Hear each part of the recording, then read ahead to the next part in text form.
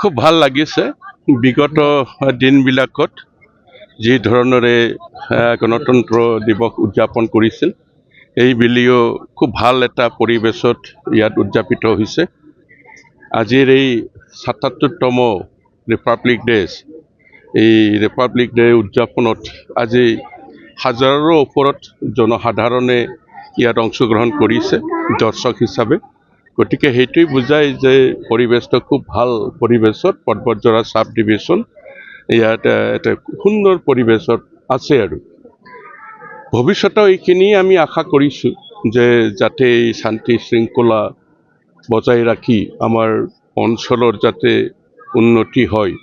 আজি আমাৰ মুখ্য অতিথিয়ে কেইবাটাও আঁচনিৰ কথা ঘোষণা কৰিছে। তাৰে ভিতৰত কাজিগাঁও মংলাজৰাৰ যিখিনি ৰাস্তাৰ কথা ক'লে, সঁচাকৈ এইটো খুব আমাৰ ৰাইজৰ কাৰণে ভাল উপকৃত হ'ব। কাৰণ তাত ৩টা ব্ৰিজ আছিল। এই ৩টা ব্ৰিজ নোহোৱাৰ কাৰণে ৰাইজে যথেষ্ট অসুবিধাত পৰিছিলে। আজি এইখিনি যোৱা PTC চৰকাৰৰ সময়ত কামখিনি আৰম্ভ হৈছিল। এতিয়া খুব সম্ভৱ এই অহা বছৰৰ ভিতৰতে সম্পূৰ্ণ হ'ব। তেনেকৈ বিভিন্ন আঁচনিৰ কথাও ইয়াত কৈছে। এইটো শুনি পেলাই খুব ভাল লাগিছে। আৰু ভৱিষ্যতত আমি আশা কৰিছোঁ যে বৰ্তমান আমাৰ লোকাল এজন কাৰ্যবাহী সদস্য বাইদেউ ডাঙৰীয়ানী আমাৰ পৰ্বতজৰাটো ৰিপ্ৰেজেণ্ট কৰিছে। গতিকে আগন্তুক দিনবোৰত আমাৰ পৰ্বতজৰা চাব ডিভিজন এটা ভাল এটা পৰিৱেশত এটা আমূল পৰিৱৰ্তন হ'ব, এইখিনি আশা কৰিছোঁ। জানুৱাৰী ২৬ তাৰিখ পবিত্ৰ দিনত আমি সমগ্ৰ ভাৰতবাসীৰ লগতে আজিয়ে আমাৰ গাৰোপাৰা স্পৰ্টছ ক্লাবত আমাৰ আজি ৭৭তম গণৰাজ্য দিৱস পালন কৰিছোঁ। আজিৰ এই স্বাধীনতা গণৰাজ্য পালন দিৱস উপলক্ষে আমার পর্বতজরা জনসাধারণ আর বিশিষ্ট ব্যক্তি আর লিডিং সিটিজেন সবাই ইয়াত প্রোগ্রামটো উপভোগ করেছে।